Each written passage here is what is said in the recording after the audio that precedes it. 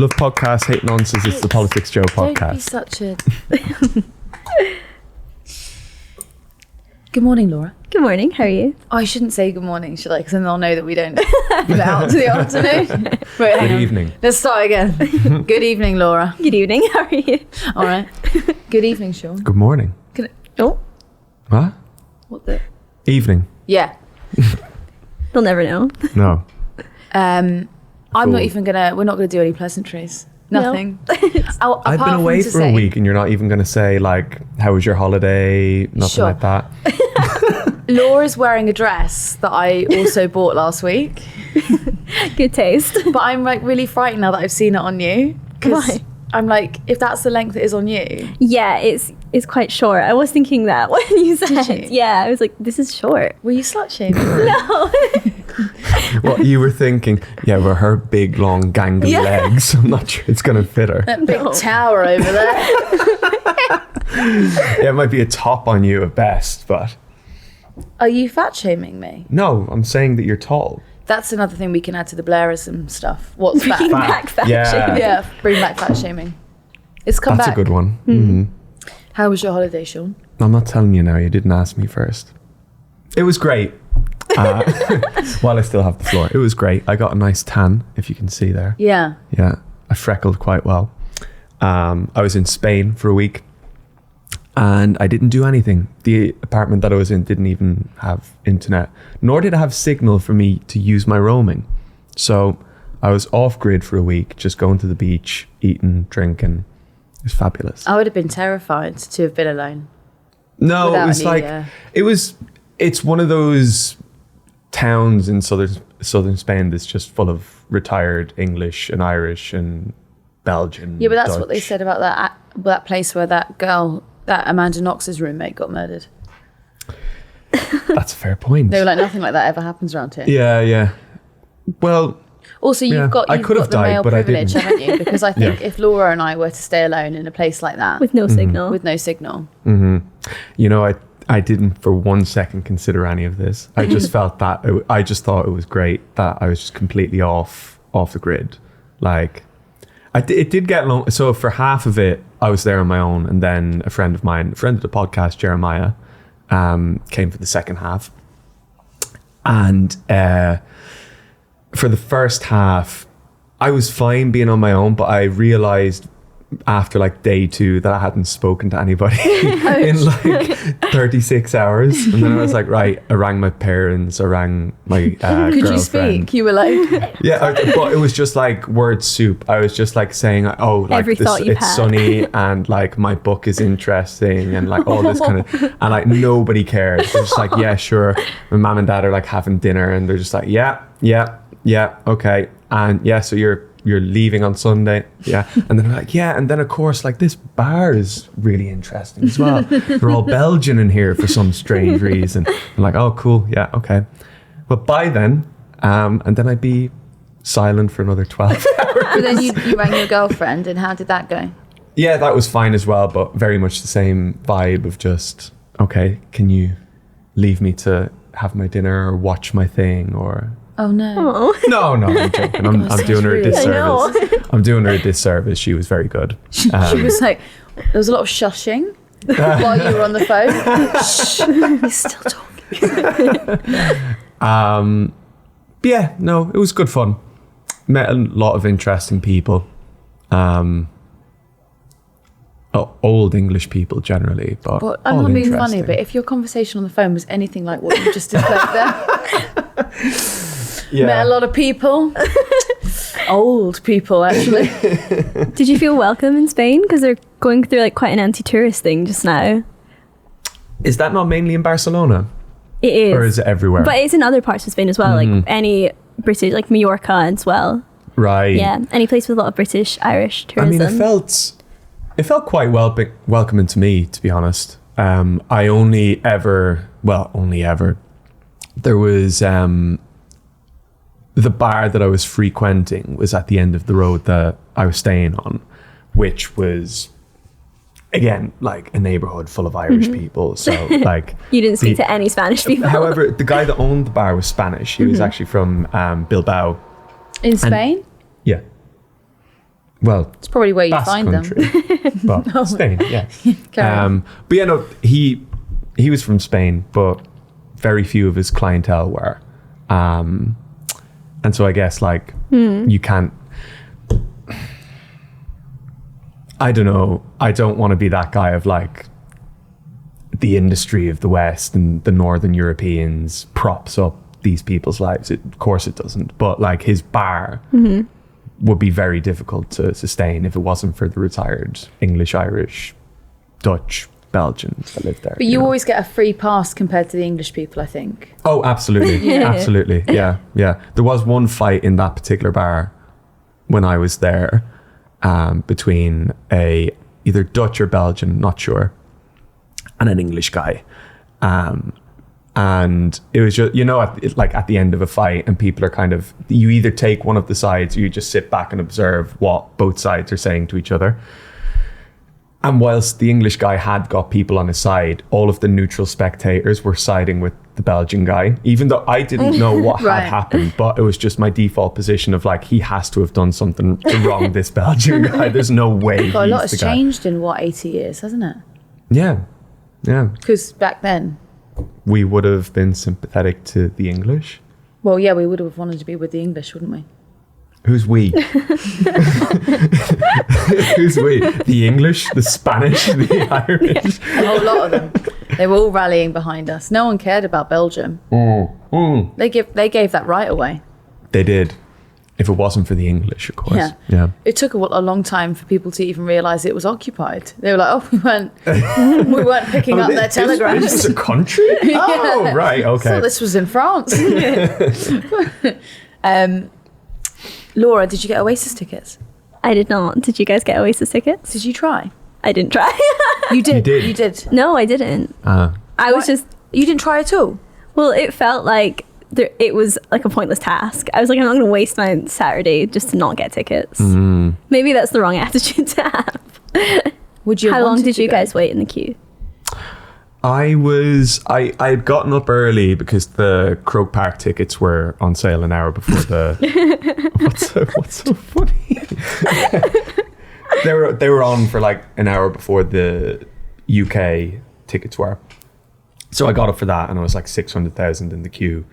And then I was like, nah, I'm not doing that. My Exactly. sister was in the queue. So she ended up, I think by 4:00, she had gotten seats in the nosebleeds at Wembley, but like £450. That's ridiculous. Yeah. Yeah. As soon as Just she saw her, ridiculous. she was like, right, okay, that's my day that's, waste. that's what I mean by it. It felt like a pointless task to be in the queue. Sean pointed out something interesting to me this morning, which was that it's actually just quite good background music. Yeah. Oasis. It's been playing in the office all day, dear listener. And it's only now when you see that people have been spending 400 quid on tickets that you're like, I mean, it's great. Oasis are fantastic. Yeah. But it goes back to the podcast the week before last on Taylor Swift, where there was a back and forth of like, how much would you spend on any ticket? Yeah. I think £150 is probably the utmost, like it's the highest I agree. threshold of what Yeah. I would spend on a ticket. Yeah. But even at that, it should be a lot cheaper to go and see Oasis, you know? I mean, they're playing what, 20 gigs? It's going to be how much revenue for them? A couple of 100 million? Yeah, I think they said, is it 400 million they said? Yeah. 400 million. I think that was the number on the BBC. Jeez. But they said compared like to the Times actually broke down how much Oasis would generate for the economy versus Taylor Swift, and Oasis is only half of what the Eras tour brought to the UK economy generated. Really? Yeah. What's that down to, do we think? Merchandise? Yeah, they included everything. Like it was ticket sales, merchandise, hospitality. That Molden Hotel got into a bit of trouble, didn't it? Really? Yeah. Well, people had booked rooms at the same time as the Manchester Oasis show. Oh, and they in were booting them out, anticipation. weren't they? No, Sean. There was a technical error, which unfortunately made it look like they'd booted people out. Because what had happened was people had booked rooms, they then cancelled their reservations, and then the prices went up for those rooms. It's really unfortunate for that company that was the chain of events. The hotel cancelled the reservation, or the person cancelled the reservation? No, there was The an system. IT issue. Sorry, gotcha. Yeah. Gotcha. Because it happens to me all the time. That you always get booted out of your hotel booking? I make plans with someone and then I've got an IT issue with my phone. So I can't. And then I don't end up meeting up But with then them. it turned out I did actually have other plans in the first place. Well, but Yeah. that's not my fault. That's a scheduling issue. Exactly. It's Yeah. an IT issue. 5 MPs. They're now going to be the fifth biggest grouping in the Commons. They formed an independent alliance. Oh. This is Jeremy Corbyn, Shoker Adam, Iqbal Mohammed, Adnan Hussain, and Ayub Khan. So the aim of the formal arrangement is to give MPs greater opportunities to ask questions and hold the government to account on behalf of their constituents. I suppose that was the problem, wasn't it, when we talked about all these independent MPs getting seats? They don't have as much influence because they're not in a party. Yeah, it's interesting because I wonder how much those 5 MPs, how many shared interests they have and how much they have in common, particularly as a bloc. Like it makes sense, I guess, in terms of getting time, but I wonder, where do their shared interests begin and end? Do you think it's socialism? I think if you looked at the MPs you named there, I think they definitely would be on the left on economic issues. And I think they would share a platform on Gaza as well. But I wonder if there's issues aside from that they would disagree on. So their name is what? Independent Group? Independent Alliance. They're going to have the same parliamentary strength as Reform and the DUP. Wow. I It's feel interesting like that, isn't Yeah. it, when you put it up in that way? with things like that probably exists more as, yes, technically they're going to be a political party in the House of Commons, but whether they need to be aligned on all issues is probably a different thing, right? Because if they're going for re-election, they're still going to be going as independents, and then it's just a grouping in the Commons, right? So it's like at the very least, it's a social democratic bloc that is aligned on things like NHS, Gaza, what have you, and just maybe also a left alternative to Labour, just more generally. So I think that in the absence of having an independent group or a left-wing group in Parliament, the left of politics doesn't really have a space to critique what Labour would bring in or what Labour would introduce on debate days or whatever it might be, right? Whereas now if you have someone like that, you have the opportunity to see actual left-wing scrutiny of what Labour are proposing, rather than it being the Conservatives or Reform accusing Labour of being left-wing or authoritarian or whatever it might be in a false way. Interesting. So there's a little point in here where it says, our door is always open to other MPs who believe in a more equal and peaceful world. That's the end of the statement there. That to me is, we've been talking for some time about how do certain Labour MPs fit into the party. That's a call to arms, isn't it? If I ever heard one. Yeah. It's Peace and Justice rebranded, really, isn't it? I never understood why they didn't go full The Peace and Justice Party. Probably something to do with the off chance of being reinstated as a Labour MP for Jeremy it Corbyn, was isn't it? originally, yeah. I wonder who they'll want to join, because there's still that socialist campaign group, isn't there? So that's Zara Sultan. Is she still suspended, or is she back? Oh God, that's a really good question. Did they lift the suspension? Because if they didn't, then she'd still be. Not sure. Because she was suspended before Yes. the election. So you after the election. after. Yeah. No, she's independent. I wonder She's if that's straight who in, I'd say. they're Yeah. reaching out for. So she must have. Shall I ask him? Where's Zara? Because there was others as well that were suspended over that. It was Rebecca Long Bailey as well. Who else? But then, I can't remember now. so they'd want the whip back, wouldn't they? They'd want the Labour whip. Yeah.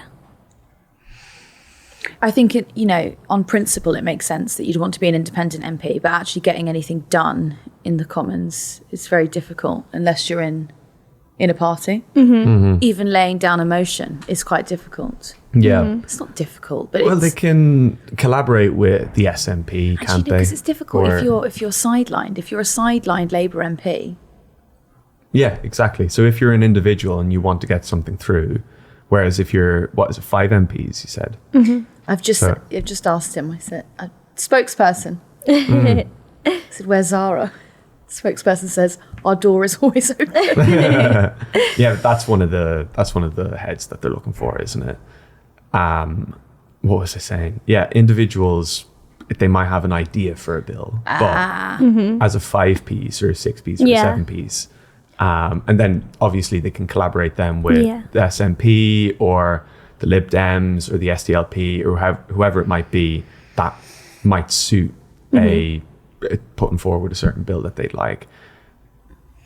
Obviously, none of the things that they would propose are going to get through because Labour are just going to shoot them down. You know, that's the difficulty with the majority that they have, is that nobody can propose anything without Labour agreeing to it, you know. I suppose it's like pragmatic and convenient rather than ideological, and also they might be able to command more media as a bloc than if they were just like 5 independent MPs all fighting for like very little media time for independence. Yeah. So I guess what happened was this was in the works before all of the suspensions, and they haven't been formally asked yet. Who haven't been formally at the other suspended like Labour Labour MPs. suspended MPs? Yeah. Because I'd be surprised if Rebecca Long Bailey didn't go. I could see why Zara wouldn't. Do you know what I mean? Yeah, in interviews Zara gave around the time, it sounded like she was just waiting for Labour to open their door again. Yeah. For the suspension to be over. It is actually wild that she was suspended. Crazy. Rebecca Long Bailey as well, really, like, has just been on the sideline of the party since Starmer got in. I know, you but Rebecca Long Bailey at least competed for the leadership. Sure, but then So when there's, your like- opponent gets in, he kicks you out straight away. Yeah, you know, yeah, you just yeah, stick yeah. around the whole time. Yeah, so it's sort of like, okay, so there's this letter from Jeremy Corbyn, which predates, this is at the end of July, this is after the 2-child benefit cap, and he's addressed it to Afsana Begum, Imran Hussain, Rebecca Long Bailey, Ian Byrne, Richard Bergen, Zara Sultana and John McDonnell, who are the socialist campaign group. He's basically said, like, it's beyond disgraceful you've been punished for voting to alleviate child poverty, and we want to work closely with you more effectively than ever as independent members of parliament. As 2 major parties fail to defend the bold changes this country desperately needs, we'll be there to offer a real alternative. Okay, so that's, and it's those 5 MPs. So who signed it off. So he's obviously he's already done the like, listen lads. Just go back on that. It's insane that Labour and government have suspended MPs for voting to alleviate child poverty. Like, Yeah, but they would make the argument, Sean, that it's parliamentary procedure. So that's not what they did. They actually just didn't want that. The argument that Labour would make, and I'm not you're not shilling. I'm not shilling, but the argument that they would make is that you don't make an amendment to the King's speech because it's your King's speech. You don't vote on an amendment. But I don't know what. Yeah. So actually, it's not the act of voting against child poverty. That's not what they did. Yeah, sure. They never voted to implement it in the first place. That's the problem. But it's these procedural things that I think you can waive on time to time, you know, like when it came to Lindsay Hoyle getting stink from the SNP before the election because of the Gaza vote. Nice bit We're of drilling there. Well, we don't have time. We're going to have to keep drilling going through while ASMR. they drill.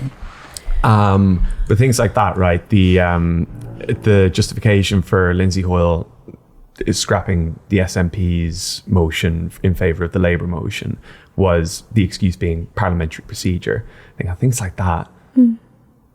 You're going to get a lot more stink for going with parliamentary procedure than going for something that the public and the media regard as something that's more important than just going with a procedure that nobody really knows about, you know? Because it's also not the narrative that's going to stick. Like, no one is saying, Exactly. they were suspended for voting for an amendment. Like, everyone's for like, a they mechanism. Were, yeah, Yeah. like, everyone's like, they were suspended for voting against the 2-child benefit cap. Like, Yeah. that's what everyone remembers and knows. So Like you can't defend it effectively in the media, you know. No, but you should say that they never wanted to instate. They never wanted to push for alleviating child poverty in the first place. That's what I'm saying. It's not that they voted against it. They never wanted to put it in the first place. Yeah. Is it worse? It's certainly worse. Yeah? Or is it better? I don't know. I don't know. Should we talk about Jas Athwal? yeah. Do you want to talk about him? Yeah, sure. So he is the newly elected MP for Ilford South and also Parliament's biggest landlord. And at the end of last week, a BBC investigation revealed that some of his properties were infested with black mold and ants. He's apologised for this, said he was shocked to hear of the reported condition of his properties, adding that they were managed by an agency which did not communicate any problems back to him. It's not very good, that. Is it a good excuse? Well, that's what I mean. They should have let him know, shouldn't they? Yeah. Even if he gets a free ride out of that, Yeah. it says a lot about the rental market and Yeah. just the property market as a whole, that if the agency were not relaying the information to I was him, being sarcastic. You're Huh? actually following the line. No. If you take him on his word, his word that they weren't relaying that information back to him, it's insane that an agency doesn't see it important that people are living with mold and rat-infested properties or ant-infested properties, that they don't see it important to turn around to the landlord and say, maybe we need to fork out £100 or £200 to fix this issue. They're just like, no, they can live in that. Their lease is running out in 3 months' time. We'll get somebody else to live in the filth for another year. There's I was talking to someone who works for a housing association about the damp and mold problem in a lot of properties, and they said you're not allowed to say that homes you're not opening your windows properly anymore. Private landlords will still say it, but housing associations can't say that anymore. They can't accuse you of not opening your windows, which I think is good. If there is a chronic mold problem, it's probably not going to be solved by opening a single pane window. Because No. you're drying one T-shirt in a room. Obviously, there are exceptions to the rule, right? You know, if you are literally running like a laundry service. Yeah. Well, it was the big difficulty when I turned my flat into a sauna. Yeah. That like we did get mold very quickly after that, but they never said to us that you should open the windows or No. you should stop making But that would have flat hurt the sauna, wouldn't it? Well, the business would have fallen completely under if they told me to start opening the windows. Are you living in a live work, are you? Well, yeah, you have to, in this economy. Come on. There is also the housing association spend a hell of a lot of money on mold washes. So they essentially just send someone round to wash the mold off of the walls. That doesn't feel like an effective use of money. That's probably like that to me sounds like real snake oil salesman. Yeah. Like you charge a hell of a lot of money for this like apparently like professional mold washing job. And I doubt they're going around there probably with a bit of bleach and a rag and they're just like, there we go. Yeah. You know? Yeah, it's so much more like structural than that, because it's like on old buildings, the wall where the walls join in the exterior, like they'll just start letting damp in. Okay. Right. Yeah, so if you look at the blueprints of a council house that was built in the 1960s. Oh. Didn't realise that we'd invited Barrett home or something. But it's also interesting as well, because something that I didn't really realise before I became a renter in London was about whose responsibility different things in your houses are and in your house is, and how the council and the landlord can effectively pass responsibility back and forth for a really long time and nothing gets fixed, as in the council's responsible for like exterior walls and your window frames but not your window panels. That's the landlord. So then it feels like no one's really taking responsibility, and meanwhile you're living in a house with damp and mold and trying to figure out who on earth should be in charge of it. Yeah. I mean, I feel like in this instance, Jas Athwal is definitely the person responsible. Yeah. Well, no, you can't say that. Huh? Can't say that. I didn't say that. He's shocked and appalled. He's shocked and appalled. Yeah. But he, as the landlord, is still responsible. Do you ever sometimes make such a ginormous mess in the kitchen when you're cooking, and then you eat dinner and then come back and then you're like, who did this? That's what this. You send like a I'm picture writing into an the flat email. group chat. Yeah. Which one of you didn't clean up? And it's just me. to myself. Somebody can get the blame for this. That isn't me. I spent months building narratives around all of my other tenants, all of my other flatmates. Oh, yeah? Yeah. You're I live subletting. with 10 tenants of a house that I live in. Yeah. Do you think that being a landlord with 15 properties or more, having these massive portfolios, do you think that should be a full-time job? And do you think if it was viewed that way rather than as a kind of side hustle pension, that we wouldn't have as many problems? Do you mean if it was a full-time job, then perhaps Jas Athwal might have been able to notice the black mould and the ant infestation? Yes, Well, what if he was working from home? From his home? from his home. Presumably, if he'd been working from that home, he would have noticed it. Yeah. It would be a requirement, of course, in this hypothetical that if you were a landlord full time, you have to work in each property that you rent for some period of time. So Monday here, Tuesday here. What to Wednesday get? here. What? Like, Just to get a flavour of the place that you're renting out flavour? to someone, licking the mould off the walls. a lot of people are okay. Let's just talk about London for 1 second because we're running out of time because I have to go, and also because that's where we all live. All right. So all of those like other city nonsense, like just like calm down for a minute. We're just going to talk about London.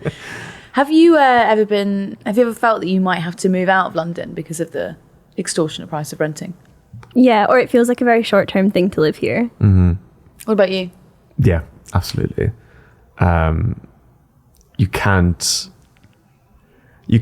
expect to spend 60 to what's the average people spend? 45% of their monthly wage on rent. I don't buy that for 1 second. Yeah. I'm sure it's more than that. There's never been a point that I've paid more than or less than 50%. Yeah. on my I've rent. never paid 50% more. Good for fucking you. Like, But okay. I mean, it's not realistic to expect people to be spending half their wage or more on living. Or not even living, just a roof over their head before bills, before council tax, before food, and then think that living in that city is a permanent option for them. You can't afford to You can't save. money for a deposit.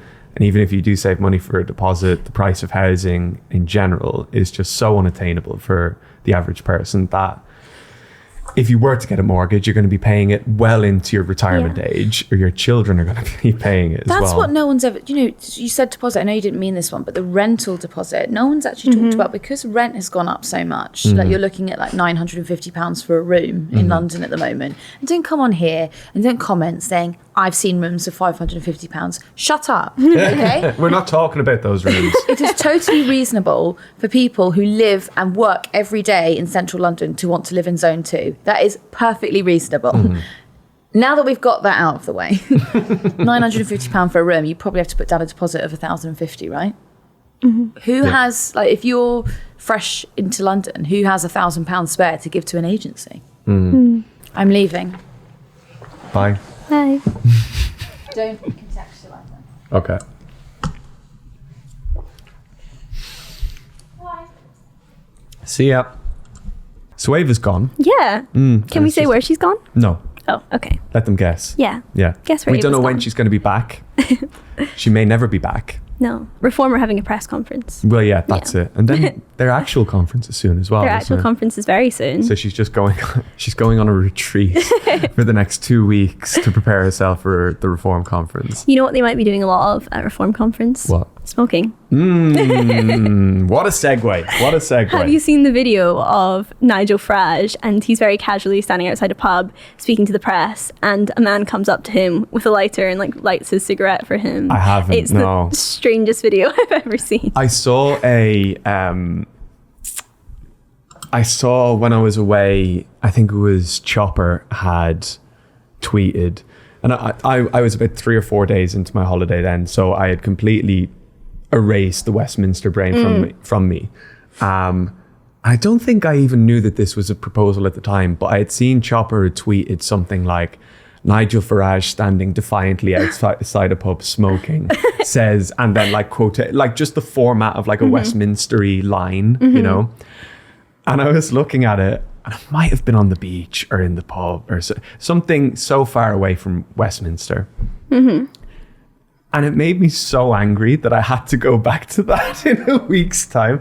I was like, I just hate the format of this as a thing. Yes. And then I eventually found out what the story that they were referencing Yes. was. But I was just like, even him standing outside a pub having a smoke, at the time I thought, that's not a political act. 6 hours later, I was like, I get it now. This makes sense, but it's still very lame. And you were angry that you were agreeing with Nigel Farage. That it was, what was it that he said? That it's a clampdown on civil liberties or something like that. I mean, it's weird, isn't it? I don't know where the difference between the way, because the Conservatives have been out with this, haven't they? Saying that Keir Starmer wants to ban fun. Even though they were the ones that introduced the tobacco and vapes bill originally. I think there is a difference here. Yeah. I think when you phase out smoking and nicotine products, are they getting rid of like nicotine badges and stuff for under 18s? I think it's vaping and tobacco. Right. Yeah. I think there's a difference when you phase something out over time. Now, a conversation can be had about it getting to a point where it's ridiculous, where 49-year-olds and 50-year-olds going into a shop to buy 49-year-old cigarettes. Mm-hmm. But I think there's a big difference between phasing it out for people who are under 18 now and just prohibiting something that has always, now are there parallels with like indoor smoking bans and things like that? Sure. But I think when you had the smoking ban, you were still able to smoke outside a pub or a restaurant or anything like that. There was an option. At the moment, they're not suggesting what the alternative to not being allowed to smoke outside a pub would be, right? Yeah. Like how far away from the pub do you have to be to smoke? 10 meters. 10 meters. Yeah. I think that is the difference. So it's like when the indoor smoking ban came in, there was a very strong argument for, well, this is secondhand smoke. You're subjecting people who don't want to be subjected to having to breathe this in. But if you're outdoors, I feel like that same argument, it doesn't really apply. So it does feel a bit more, I mean, you mentioned civil liberties and Nigel Farage's framing of Keir Starmer, and actually quite a lot of framing of Keir Starmer as authoritarian by the media class. And I think we've seen since this leak came out that a lot of the media class have kind of been railing against this. And I wonder if what we've been seeing from a lot of journalists on Twitter and a lot of people on Twitter is actually quite out of touch with what the British public at large thinks. Because YouGov did polling and 58% of Brits support this ban on smoking in pub gardens, which is more people than supported Brexit. So you could say that it is a popular thing to do. And there was a really interesting article in the New Statesman by Rachel Cunliffe called "The British Public Love to Ban Things." And I thought that was quite interesting, because then I was wondering, in Britain, do we actually like having a paternalistic government, feeling like the adults, you know, Keir Starmer is back in charge and he's here to tell you not to smoke the same way your parents did when you were 16. Yeah. I mean, to quote Superhands, people voted for the Nazis and like Coldplay, you can't always trust people. Yes, I am comparing this to the rise of Nazism. You just did Esther McVeigh. Yeah. I saw that tweet. That was hilarious. So funny. Do the British public like a paternalistic prime minister? I think the British state is set up in that way as it is, right? With the king and queen is the mother and father of the country, right? It's not a presidential system where it's a person elected by their peers to lead the country. It's a family that is higher than your family. The duties of their duties are bestowed on them by God. So they know better for you. And the prime minister is kind of an extension of that, right? He isn't the prime minister without the approval of the king. Do the British public want someone like Keir Starmer in to ban this, ban that, introduce? Look, I'm largely in favor of doing something like banning smoking. Obviously, objectively a very bad habit to get into. It will kill you. It will kill people around you. What you touched on there a second ago of obviously indoor smoking, a very different prospect because you're in an enclosed space. People are breathing in the yada, yada, yada. But I mean, I've been in beer gardens where like you're sat next to somebody that's smoking and it does feel like you're smoking, you know. You are effectively smoking if you're next to a cigarette for 4 hours while you're sat outside, you know. And yeah, okay, according to YouGov, it's a popular decision. But I just think when you get into the swing of banning things and prosecuting everything, it's like, I'm not saying where does it end. I don't want to Esther McVeigh it, but it's like, it's just, I think you could continue with the phasing out of banning cigarettes for certain people or a certain age bracket. But I think anything beyond that is just so nanny state. And so, like, at what point do you start having like a quota for the amount of pints that you can drink in a pub? Do you know what I mean? This was interesting because I saw a lot of talk about the public health argument for this ban, and at first I was like, but you're not breathing in secondhand smoke. Like, you know, if someone is just smoking like on a Thursday, like after work, or a Friday after work, like, is there one thing a week, their one vice? Like, how does that argument then not extend to, like you said, banning alcohol consumption? Because surely both those things I thought were equal, but apparently deaths relating to smoking each year in the UK are 80,000, whereas alcohol-related deaths in the UK are only 17,000. So it is quite a stark difference. So you couldn't make that like logical jump that the nanny state on smoking would extend to alcohol, because the public health arguments are actually vastly quite different. Sure, but does it always necessarily have to be public health? Could it be something like, say, related to domestic violence, related to mental health, related to like family budgeting, things like that? You know, like it things that can be addictive. Yeah, it can ruin your life. It can ruin your life, but then you can also bring that as a justification for banning that thing, you know? Definitely. So, like, say, for example, something like gambling. I can't imagine a world where he would ban gambling because of the power of the gambling lobby and the amount of money swashing around in the gambling industry. There would never, ever come a scenario where the UK would ban it.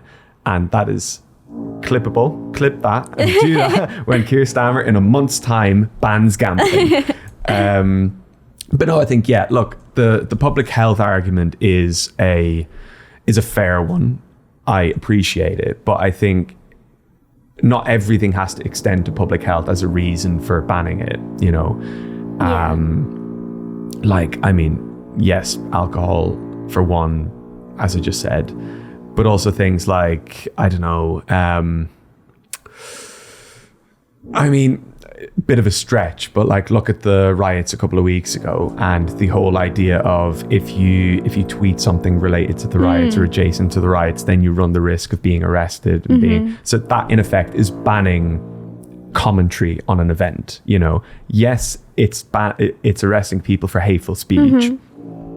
Different argument whether we should be arresting people or not for hateful speech, but it's all masked in a protection of the public of like, oh no, we know better. Yeah. We know that this is actually good for you. Yeah. So we're arresting these people for smoking in a beer garden. We're arresting these people for tweeting on Twitter.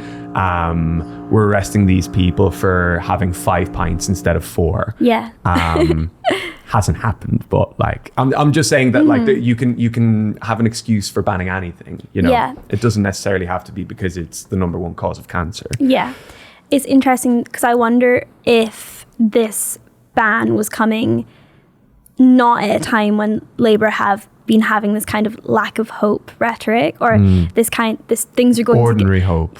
Well, but things are going to get worse before you can have ordinary hope, basically. And it's like things are rubbish. They're getting worse. There's a cost of living crisis, and now also you can't smoke in a beer garden. It feels like they didn't have that much. They weren't elected on a massive mandate of goodwill, and they're kind of doing quite a lot of unpopular rhetoric and proposals, and it feels, I wonder if they're trying to, you know, get the hard bit out of the way first, and then they can do more positive things. Or I'm just not sure what the thinking is behind. It's dangerous for them, isn't it? I mean, the whole majority is built on paper, essentially. It's nothing to do with the popularity of Keir Starmer. And I remember on our election night special, Ed was the only person defiantly saying they have won a majority. Celebrate. This is huge. But it was a splitting of the Conservative vote between Reform and the Conservatives. The One Nation Tories moving towards the Lib Dems, and to some extent the Green Party as well. And the weaker Tory votes moving towards Labour. Yes, maybe some people moved back to Labour after the ousting of Jeremy Corbyn, and changing the inner workings of the party and the underlying politic of what the party stands for. But ultimately, any hope that you offered people, anything like the Sovereign Wealth Fund, I can't remember off the top of my head what they called it now, but it's in effect the Sovereign Wealth Fund, the GB Energy, things like this. GB Energy, even they undermined before they even got in. But you still had policies that you could propose to the public and say, actually, objectively, these are things that we will do good. I think the issue is that if you get bogged down in things like this, if you get bogged down in arresting protesters, if you get bogged down in banning smoking, you get to year 2 and then you turn around and say, oh, remember 2024 when we said we're going to do this? We're starting now. I think it's too late by then. You've already, there was polling on, was it Saturday or Sunday morning, which has the gap between between Labour and the Conservatives at 4%. It's gone, Labour's favourability has only gone down since the election. And so I think, again, look at YouGov, and YouGov says that it's a popular policy. But I think rather than doing negative politics of banning this and arresting them, you need to start implementing some sort of, which I guess today and the coming week we're going to get when it comes to the New Deal for workers. There's going to be more padding out on that in the weeks and months to come. Maybe there'll be optimism with that. But I think when you start in such a negative fashion, you're setting yourself up for failure, regardless of if in a year's time you're going to start doing the positive things. Because people just focus on the negatives. It's easier to focus on a negative than to say, well, this is happening, so it's good, you know. It's interesting though, because they could choose to spin things in a more positive way, as in just rhetoric alone. But I think they've really chosen this things are getting worse narrative, which I'm really not sure how that's beneficial to them. Because you're just landing on, sorry, go ahead. I was going to change the tack, so if you want to. No, it's just if you're blaming the Conservatives for everything, it got to 14 years down the road and people no longer believed this idea of, after a decade and a half in power, it's still Labour's fault that we're not allowed to do the things that we want to do. So I know we're not even 6 months in yet, but if you're starting in that fashion of, oh, we can't give you all the good things. Oh, well, we're not doing austerity, but we're doing something so close to austerity. But that's only because of the situation that we've inherited. It's just, it's not optimism. It's not Britpop. It's not Cool Britannia, It's nothing like that. It doesn't compare to it. Not even slightly. I liked the Sun's headline, which was no cigarettes and alcohol. Yes, I thought that was good. Yeah. I really enjoyed that. I think something else interesting and kind of fun to come out of the commentariat around this issue was, is this a ban on flirting? And is this Keir Starmer no longer wants you to flirt on a night out with this ban? I wonder who was the person that suggested that smoking is flirting. It's been there's been a lot of columns about it. There's one in The Guardian as well. Yeah. I think that indicates that people just have no riz if your only way to flirt with somebody is to throw cigarettes at them. Ask for Rizla. Yeah, sure. I mean, yeah, okay. But you can also overhear a conversation with somebody and just get chatting to them. How about that? You know, it might true. endear you to someone Yeah. more than demanding things of them. Like it's always the jokes. There's this pub in Dublin, well, pub/club called the Workman's Club. I wouldn't call it crusty, but the reason I wouldn't call it crusty is because I frequented it when I lived in Dublin. Every Wednesday, fantastic spot. The smoking area was like every club in the world. The smoking area is where the magic happens. Well, it's because there's loud music inside. There's so loud you music can inside. You chat. can't hear Yeah. anything. But the whole thing with Workman's is that objectively a fantastic pub, but it's very studenty. So students from all of the universities in Dublin City go there, particularly on Wednesday nights. And it became a meme. It still is a meme of you are in the Workman's smoking area and you will lose all of your cigarettes before you get to smoke one for students coming up to you and asking you for one. But it doesn't stop at the cigarette. It also continues with the tobacco and the cigarette. So have you got a Rizla? Have you got a filter? A friend of mine had this happen to him on several occasions of people going away with a paper and coming back for a filter, going away with the filter and coming back for a blem of tobacco. Not having the nerve to get the lighter after that, but getting the tools to make a cigarette.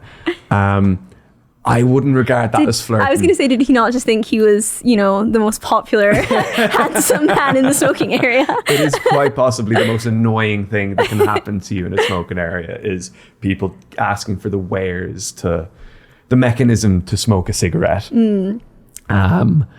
But no, look, yeah, you can strike up a conversation with someone when you steal a skin off them. But there are other flirting abilities and capabilities are out there for you. Maybe go and read a book on it. Read a book on it. Read a book on One of flirting. those, like, that will give you a lot better. artists. Yes, exactly. From all good bookstores. Are we done? I think so. Yeah. Thank you Have for we got listening. any? Well, subscribe to the YouTube. Yeah, and Yeah. comment on the subreddit. Let us know what you Good-natured thought. chat and memes. Yeah. I think this was the first podcast where it was just you and I and no Ava for the end Well, of it's it. not split in two though. She's still in it. She is still in it. Yeah. Yeah. Well, no, it is the first Yeah. one of us, though. It is the first one of us. We did have brief chats every now and again during the live stream, didn't we? Yeah. Did we? I don't think we did actually. No. No, it was me and Ed. Yeah, it was me and Ed as well. Yeah. That's a shame. Well, Well, I hope you enjoyed long it. may it continue. See you on the next one.